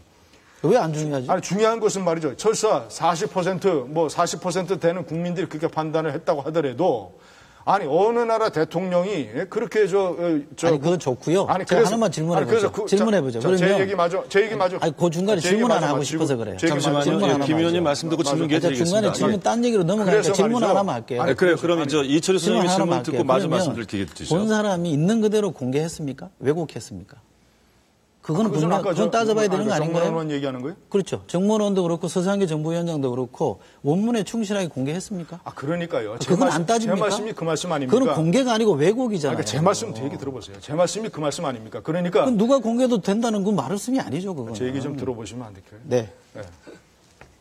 그래서 저는 국정조사든 어떤 판이든 그런 진실과 그런 잘못 시시비비를 따지는 판이 벌어져가지고 정문원이 처음 문제 제기를 처음에 자기가 원래 원본에 있는 것과 다른 식으로 왜곡해서 했으면 이것은 사과하고 책임을 져야 되는 문제고 말이죠. 네. 만약에 법적인 문제까지 이것이 관련이 된다면 법적으로도 책임을 져야 됩니다. 자, 그리고 또 책임을 져야 되는 것은 예를 들자면 민주당의 그 관계자들이 말이죠. 서상기 위원장이 공개한 내용이라든가 이런 것들이 또 왜곡됐고 또 뭐 이런 것이라고 조작된 것이라고 또 주장을 했는데 그것도 원본과 대조해서 아니면 그 사람들도 책임져야 됩니다. 정치적 법적 책임을 다 져야 돼요. 그래서 이제 가장 중요한 것은 뭐냐면 저는 노무현 대통령의 남북 정상회담 사태라고 표현을 하는데 이 사태의 진상을 이미 국민에게 밝힌 행위는 저는 필요한 행위였다고 보고 이제는 밝혀졌으니까 마무리 순서대로 이제 국정조사팀이 여야의 그 선발된 팀이 봐서 이미 공개된 것과 대동소이하고 큰 차이가 없다고 한다면 저는 우선적으로 국민들에게 유감을 표명해야 될 사람들이 있다고 생각합니다. 첫째는 당시 정상회담의 핵심 팀들 문재인 대통령 비서실장, 이재정 통일부 장관, 김만복 국정원장, 노무현 대통령은 돌아가셨으니까 지금 현재에 없으니까 법적 정책 책임을 질 수가 없는 것이고 하지만 정상회담이라는 게 대통령 혼자 하는 게 아니에요. 정권의 핵심부가 하는 겁니다. 대통령을 보좌를 잘못한 책임. 예? 김정일 앞에서 그 저자세로 이렇게 중요한 것을 한 훼손시킨 행위에 대해서 그 세 사람이 정적 책임을 느끼고 저는 알겠습니다. 유감 표명을 해야 된다고 생각합니다. 예. 그 의원님 말씀한 그 분량만큼 저한테도 시간을 좀 주셔야 될 것 같은데. 일단 말씀하시죠. 그 대통령으로서 품위에 좀 어긋나는 발언을 했던 점도 저는 동의합니다. 그러니까 어차피 전문이 다 공개됐기 때문에 다 국민 여러분 읽어보셨을 텐데 그 긴 장문의 그 대화록을 읽어보면 이런 단어는 안 썼으면 좋지 않았을까? 저는 아쉬움이 있는 화법들이 있어요. 그런데 더 잘 아시지 않습니까? 본래 노 대통령 스스로의 스타일이 그런 양반입니다. 그리고 그런 양반을 우리 국민이 뽑은 다음에 또 상당 부분 또 후회하지도 않았습니까? 그러니까 그런 양반이 그런 발언을 했던 것에 대해서 저는 크게 놀라지 않았습니다. 그 어느 신문의 칼럼도 저는 그런 걸 봤는데요. 이걸 가지고 호들갑 떨고 정말 지금 의원님처럼 경천동지하게 이 사람이 이런 말을 할 줄 몰랐다라고 놀랄 상황은 저는 아니라고 봅니다. 그 전문을 제가 다 읽어본 제 느낌은 이 양반 스타일과 이 양반 화법과 이 양반의 협상 접근 방식이 대충 이런 것이었구라고 충분히 제가 예상했던 내용이었습니다. 그래서 저는 크게 놀라지 않았고 다만 대통령으로서 북측의 김정일이라는 사람을 만났을 때 이런 단어와 이런 화법은 안 썼으면 좋겠다는 아쉬움은 남아요. 그건 의원님하고 저 동감입니다. 그러나 그것이 국가의 대통령으로서 군 통수권자로서 국가의 영토를 지켜야 될 사람이 주적인 북한의 김정일 위원장을 만나서 해서는 안 될 만한 건 저는 아니라고 봅니다. 이 부분이 이제 NLL을 포기했느냐 안 했느냐의 논란에 또 진실게임으로 들어갈 수밖에 없는데 그건 제가 볼 때 오늘 밤새도록 토론해도 또 다를 겁니다. 아까도 그 우원식 최고하고 유기준 최고 보십시오. 똑같은 문맥을 보고도 이게 노 대통령이 포기한 게 아니냐. 제가 볼 때 아닐 수도 있고 길 수도 있지만 전체 맥락을 보면요. 의원님 스스로도 아까 말씀하셨지 않습니까? 김장수 국방장관 회담에서 우리가 등거리 등면적 끝까지 고수를 했었고 정상회담 회의 준비 자료를 보면 등거리 등면적으로 또 NLL을 지키려고 사설을 했던 게 다 드러나지 않습니까? 그러면 발언록 전체를 들은 문맥 콘텍스트를 보면 노 대통령 특유의 화법으로 네네 좋습니다. 그럴 수 있죠. 맞습니다. 맞고요. 잘 아시지 않습니까? 맞습니다. 맞고요가 그 사람 앞에 했던 말을 동의하는 게 아니지 않습니까? 그 다음에 자기가 하고자 하는 자기의 설득과 압박의 논리를 또 쓰는 거거든요. 대표적인 게 정상회담 대화록에 나오지 않습니까? 김정일이 자주성이 없다고 남쪽을 욕하니까 뭐 자주성 없을 수도 있죠라고 이야기하면서 결국은 어떤 이야기를 합니까? 영국이라는 나라도 미국에 대해서는 자주성이 없다. 그래서 영국의 그 기든스라는 학자들도 이야기했다. 자주성이 없는 것은 그런 뜻이 아니고 세계 국제사회 기구에 맞춰 살는 것은 그렇게 할 수밖에 없다는 이야기를 하는 거예요. 예. 김정일을 설득하는 겁니다. 그게 그들의 화법이고 논리예요. 그것을 이해하면 전체 맥락에서 저는 의원님처럼 북한의 김정일 앞에서 노 대통령이 국가의 영토를 수호해야 될 임무를 저는 소홀히 했다고 생각하지 않습니다. 물론 아쉬운 대목과 화법은 있다고 저는 분명히 동의를 했고요. 예. 두 번째는 제가 말씀드리는데 제발 우리가 이 NLL을 포기했느냐 안 했느냐, 국채를 훼손했느냐 안 했느냐, 대통령으로서 이 국가의 영토를 포기했느냐 안 했느냐 논란은 지지게임은 제가 볼 때 이제는 그만하고 또 아니면 진짜 우리 이철우 소장 말대로 공개해서 만찬에 한번 대논쟁을 하는 것도 필요한데 놓쳐서는 안 될 대목이 뭐냐면 이것에 대한 정치적 의도와 왜곡과 확산이라는 겁니다. 아까 이 소장 말씀하셨지만 누군가가 분명히 의도를 가지고 접근한 건 분명한 사실이지 않습니까? 의원님 잘 아시지 않습니까? 언론에 계시니까. 작년 대선에 이게 왜 흘러나왔으며 그게 어떻게 활용되었으며 지금 김무성 당시 총괄본부장하고 그 권영세 그 총괄 대책본부장이 그런 이야기를 했던 것이 지금 논란이 되고 예. 사실 확인된다면 분명한 정치적 의도가 있는 거 아닙니까? 그리고 이번에 또 남대준 원장이 어느 날 갑자기 이걸 공개해서 전문을 지금 국민들에게 다 알린 것 자체도 대통령이 과연 그 부분을 재가를 했는지 안 했는지 모르겠습니다만 분명히 이것은 정치적 의도를 가지고 한 거 아닙니까? 그건 국정조사 앞에 두고 이 사건 자체가 물타게 된 현실을 보면 알지 않습니까? 그러니까 그런 부분에 대해서는 정확히 저는 언론인으로서 의원님도 그 부분도 지적을 한다고 재불량 생각합니다. 얘기하시더니 재불량의 두 배를 얘기하시는. 그 부분을 좀 같이 좀 공감을 한다고 생각합니다. 두 분 잠시만요. 얘기했으니까 또 다른 잠시만요. 사람 좀 얘기를 해요. 그 분량 문제는 제가 판단하겠습니다. 근데 저희가 기계적 분량보다는요. 예, 그 말씀이 열띠게 진행이 되면 분량과 상관없이 제가 충분히 듣겠습니다. 김근식 교수님이나 김진 위원님이나 본인이 가지고 있는 논리는 충분히 설파하셨다고 보고요. 역시 이게 국정원이 그래서 문제가 있다고 해서 지금 국정조사하고 있고 개혁 이야기가 나오고 있습니다. 문제는 박근혜 대통령이 국정원 개혁과 관련해서 두 가지를 제시했습니다. 하나는 국정원 본연의 업무로 좀 돌아갔으면 좋겠다. 그리고 또 하나가 지금 문제가 되고 있는 것이 국정원 스스로가 개혁안을 좀 내놔라라고 하는 것인데 야권에서는 국정원이 스스로 개혁안을 내놓으라고 하는 것은 개혁하지 않겠다라는 뜻이다. 이런 반론이 있습니다. 먼저 이철수 선생님께 드리겠습니다.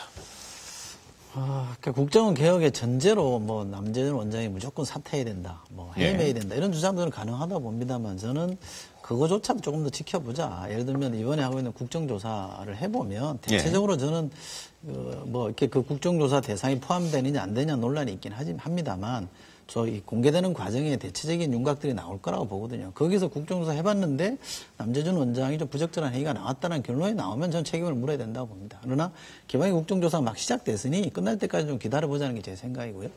국정원의 선거개혁 문제도 검찰 수사는 나왔습니다만 재판이 진행 중이니까 그것도 최소한 1심까지는 기다렸다가 그 결과에 따라서 조치를 취하는 게 맞다고 생각합니다. 그런데 국정원 개혁이라는 거는 국정원 스스로도 할 수 있는 거라고 봅니다. 저는 가장 중요한 문제는 국정원 스스로 개혁안을 만들었는데 일반 국민이 동의하지 않고 야당이 반발하면 그게 제대로 된 개혁 아니겠습니까? 그러니 내용도 내용입니다만 우리 항상 주장하듯이 과정에서 신뢰를 얻는 게 중요하잖아요. 그러면 저는 초당적 기구를 만들어서 1, 2개월에 하지 말고요. 좀 시간을 갖고 차분하게 외국도 그런 거 많이 했잖아요. 외국도 CIA가 사고치고 나서는 처치위원회인가 이런 거 만들어서 2년 동안인가 제대로 해서 뭔가 대안을 제시했다는 거 아닙니까? 그러면 거기는 의회에 구성되어 있었는데 우리가 지금 의회에 구성하면 여야 간의 정쟁 때문에 안 되니 차라리 대통령 직속에 초당적 기구를 만들어서 차제에 그럼 제대로 한번 짚어보자. 여야 유불리를 떠나서 국가적 관점에서 이 문제를 어떻게 할 건지, 예컨대 통합형으로 갈 건지, 분리형으로 갈 건지 이런 문제를 다 한번 짚어서 결론을 내다오. 이렇게 해서 가면 저는 국민들이 동의해 줄 것 같아요. 그런데 결국은 안도 중요합니다만, 결론적으로 제시하는 안도 중요합니다만 그 과정에서 얼마나 여론의 동의를 얻어내느냐가 더 중요하다고 본다면 국정원에만 불쑥 맡겨놓는 건 우선 야당이 반발하고 또 상당수 국민들이 불신을 갖는 거기 때문에 저는 좀 방안을 좀 바꿔보는 게 좋겠다. 국정원대로 자기 의견을 제시할 수 있는 기회나 권한은 충분히 인정해주되 논의 테이블은 좀 더 넓혀서 초당적으로 좀 기구가 만들어져서 시간을 갖고 좀 논의했으면 좋겠다는 게 제 생각입니다. 예. 1961년에 이제 중앙정보부로 출범한 한국의 정보기관은 그동안 안전기획부를 거쳐서 국가정보원으로 변화하는 동안에 국내 정치에 주기적으로 개입하면서 이제 문제가 됐죠. 이번에 화살에 집중 공략을 받고 있는 것은 지난 대선에 이제 야당 후보에 대한 댓글 때문에 아마 촉발된 것 같습니다. 정보기관의 업무는 생각보다는 포괄적입니다. 그것은 국익을 위한 활동으로서 우리로서는 이제 북한 문제에 집중할 수밖에 없고요. 또 사이버 테러라든가 여러 가지 방첩 활동, 특히 외국 공간들이 우리 기업들이나 정부를 상대로 하는 많은 국익 침해 행위를 또 막아야 됩니다. 이제 그런 많은 음지에서 행하는 많은 행위에도 불구하고 이제 인터넷상에서 사이버 댓글을 통해서 야당 후보에게 피해를 줬다는 것이 지금 이제 핵심 주제로고 그것이 모든 국정원의 문제의 지금 촉발인데 저는 뭐 그 기능만 삭제를 하면 된다고 생각을 합니다. 예. 일단은 북한 업무를 하는 것이 우리 분단 국가의 정보기관의 최고의 임무고요. 두 번째는 해외 공간에서 우리 국가의 국익을 침해하는 행위를 막는 행위는 지금 정상적으로 이루어지고 있거든요. 또 사이버상에서 테러를 막는 행위를 하고 있고요. 문제가 되고 있는 부분이 이제 국내 정보 분야, 2차장 산하의 분야인데 그 분야에 있어서 일단 정치와의 거리를 두는 행위. 그러면 지금 그 남 교수님 입장은 국내 정치 분야는 아예 그 없애자라는 의견은 찬성 안 하시는 거군요. 찬성하지는 않습니다. 왜냐하면 국내 예를 들어서 호텔에 가면 외국 정보기관들이 국내 정보를 탐지하러 옵니다. 예. 그러면 그 국내 그걸 디텍트, 이제 참지하고 또 막는 기관이 2차장 산하고 또 3차장 산하, 1차장 산하 두루 기능을 합니다. 그거는 국내 정보가 가능해야지만 그들이 국내에서 활동하는 것을 저희가 또 막을 수가 있습니다. 이 문제가 되는 부분은 국내 2차장 분야에서 야당, 특히 정치인 관련 부분입니다. 그래서 그 부분이 늘 정보기관 45년의 역사에서 늘 문제가 됐으니까 네. 그 부분에 관해서 여야 합의 부분으로서 활동을 축소시키면 되는 거지 정보기관 전반을 갖다가 도마에 올려가지고 이것을 한다면 외국의 정보기관 입장에서 보기에도 그거는 한국의 어떤 국익 침해, 펜스가 뚫리는 이제 그런 것이고요. 또 여러 가지 밝힐 수 없는 많은 음지에서의 국익 보호 행위가 있기 때문에 정보기관을 외부에 공개해가지고 개혁을 하는 것은 쉽지는 않습니다. 국회 정보위원회가 있고 국정원의 안을 만들어서 국회 정보위원회에서 협의를 하는 과정에서 절충안을 만들어가는 것이 바람직하다고 지금 봅니다. 그 이철희 소장의 주장은 그런 어떤 개혁의 과정, 신중하게 해야 된다라는 것 하나와 국민적 동의라든가 이런 것이 좀 수반돼야 한다라는 취지의 말씀이셨는데 그에 비해서는 국정원 업무의 특수성상 그 부분에만 너무 치중할 수는 없다는 취지의 말씀도 좀 들리는 것 같습니다. 문제는 지금 그 남 교수님이 지적을 하셨는데 국정원의 업무 특성상 외부에 의한 외과적 수술은 좀 어렵다라는 의견이 하나 있고 또 하나는 국정원의 업무 소위 말해서 어디까지를 우리가 용인할 것인가, 국내 정치 파트를 말씀하셔서 좀 애매한 부분이 있어서요. 이 부분에 관한 의견을 좀 들어봐야 될 것 같습니다. 먼저 김건식 교수님께 드리겠습니다. 예, 아까부터 제가 이제 지속적으로 말씀드린 게 이제 국정원의 정치적 개입 논란이 이제 사실상 그 가장 큰 화두가 되는데요. 그리고 NLL 논란이 제가 볼 때 바람직하지 않은 방향으로 가는 것도 바로 그 중요한 국정원의 정치 개입 논란을 묻히게 하기 때문에 저는 큰 문제가 있다고 생각합니다. 그래서 국정원의 이 논란들을 이 기회에 여야가 좀 합심해서 문제를 좀 풀 수 있는 지혜를 짜내야 한다고 생각하고요.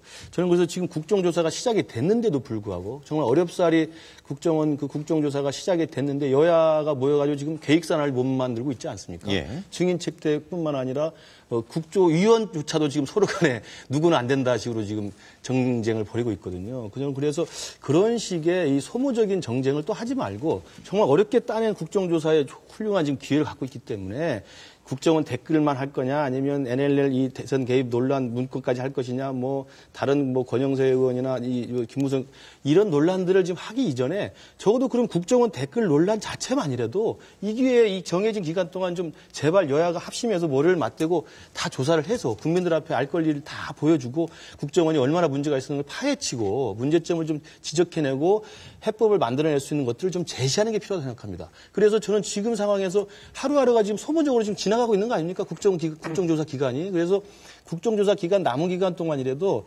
높은 수준에서 야당이 또 요구하고 싶은 게 있겠죠. 여당이 또 하고 싶은 게 있겠지만 그런 차이를 가지고 싸우면서 시일을 낭비하지 말고 당장 지금 검찰이 확실하게 수사를 해서 지금 기소 상태가 되어 있는 국정원 댓글 사건만이라도 확실하게 국민 앞에 파헤쳐서 국정원이 어떻게 개혁돼야 되는 걸 확실히 보여야 된다고 생각합니다. 그렇지 않으면 이 기회를 좀 놓쳐버리면 또다시 이게 정쟁 속에 파묻혀버릴 수가 있죠. 국정원의 그동안의 그 잘못된 불법 사례를 충분히 보여주는 것이 국정원 개혁의 전제다. 이런 취지의 말씀을 드리겠습니다. 저희가 이제 개혁 얘기를 하고 있는데요. 국정원 개혁과 관련해서 김진희 의원님 말씀 드립니다. 저는 이것을 통상적으로 국회에 맡겨서는 안 된다고 생각합니다. 국정원 개혁 문제를요. 왜냐? 일단은 국회가 여야가 국정원 개혁 문제를 다루게 되면 현재 여러 가지 국정과 관련된 사건과 연결해서 정치적인 공방으로 날을 셀 겁니다. 그리고 적당히 정책으로 타협을 하거나 아니면 제대로 된 개혁이 이루어지지 않습니다. 그리고 여야는 일단은 자격이 없습니다. 지금 민주당도 말이죠.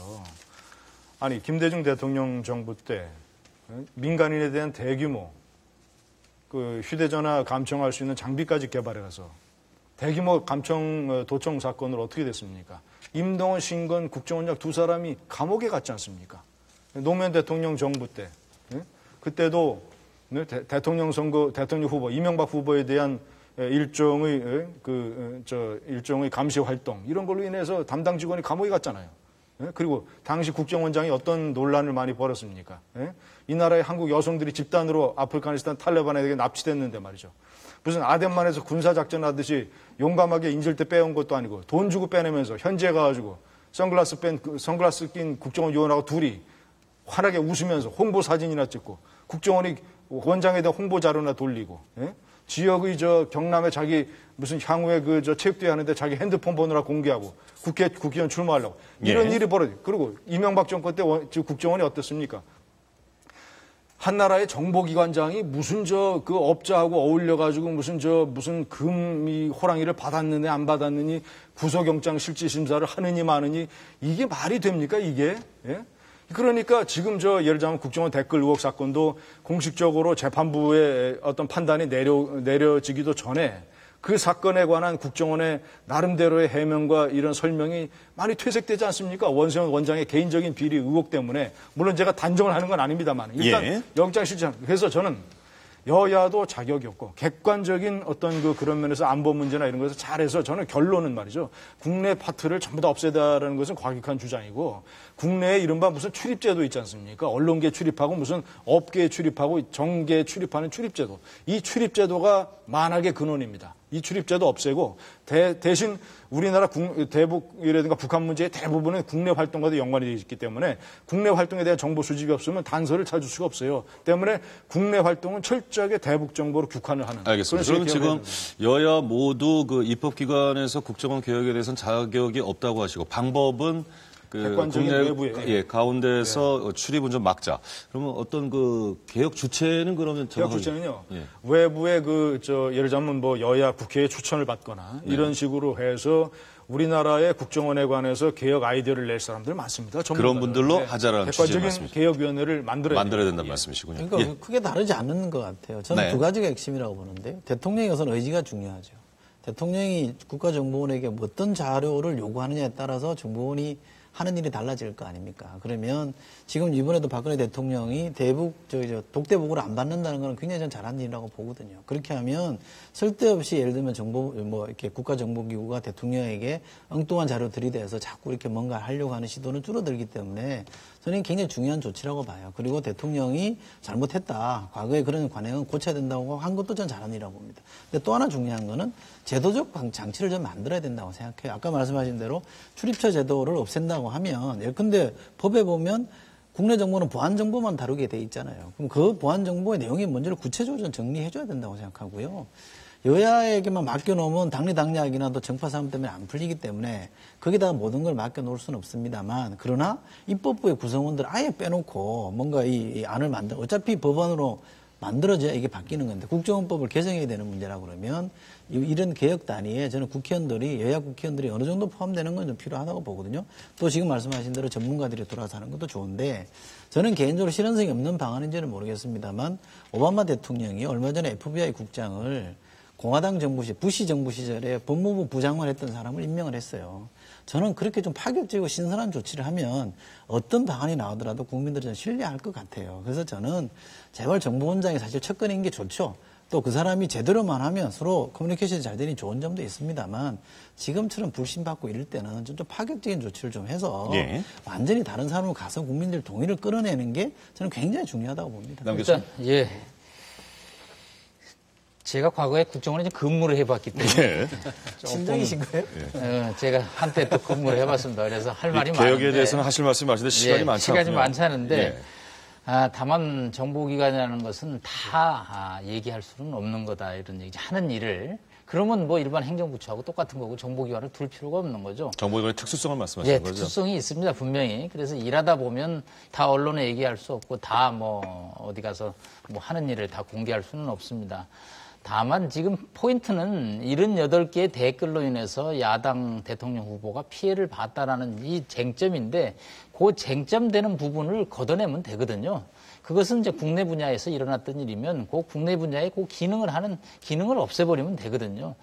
그 빈대를 잡으려고 그래서 모든 국정원의 업무를 다 오픈해가지고 시민사회단체, 여야에 보내고 요건 되고 요건 안 되고 요건 안 되고 하는 정보기관 개혁 사례는 전 세계에 조금 없습니다. 그러니까 아까 오바마 대통령이 얘기를 많이 했는데 미국도 정보기관 많은 문제를 갖고 있습니다만은 그때마다 국회 정보위원회에서 문제를 다뤄가면서 조용하게 처리를 합니다. 예, 알겠습니다. 예, 죄송합니다. 예, 죄송합니다. 이따 끝나고 하시죠. 만천하에 투명한 것을 저희가 참 제1의 가치로 두고 특히 정치계에서 이 투명성 이야기를 많이 합니다만 또 우리 남 교수님께서 지적하신 정보기관이라는 특수성에 비춰서 바라볼 부분 또 이것은 국익과 직결되는 부분이기 때문에 어떤 두 가지 시각이 상존하는 것 아닌가 그런 측면에서 아까 이철희 수석께서 지적하셨던 부분처럼 뭔가 좀 신중하고 상당 기간을 두더라도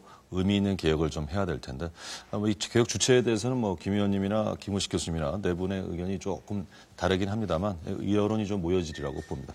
오늘 MBC 100분 토론 아주 네 분과 함께 뜨거운 열띤 토론을 이어갔습니다. 다만 분량 문제에 있어서 아쉬운 부분이 있었다면 다음 기회에 제가 좀 조정하도록 하겠습니다. 늦은 시각 함께해 주신 시청자 여러분 고맙습니다. 또 토론에 임해주신 네 분께 감사의 말씀드리고요. 저는 다음 주 화요일에 찾아뵙겠습니다. 고맙습니다.